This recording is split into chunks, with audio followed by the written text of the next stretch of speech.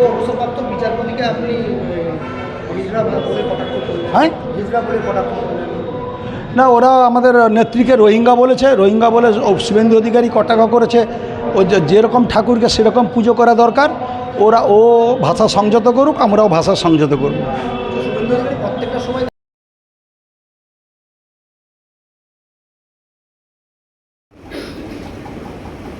নির্বাচন কমিশন তাদের পক্ষে কাজ করছে। হাইকোর্টের কথা আপনি রেফারিং করছেন বটে, তবু আমি আজকে অভিজিৎ গঙ্গোপাধ্যায়কে বললাম তুমি কি হিজড়া? কেন এটা বললাম আমি বলতে চাই না, উনি প্রাক্তন বিচারপতি, শিক্ষিত মানুষ। গতকাল শুভেন্দু অধিকারী মমতা ব্যানার্জিকে বলেছেন রোহিঙ্গা। আমাদের দেশ, আমাদের রাজ্যের মুখ্যমন্ত্রী হচ্ছে রোহিঙ্গা।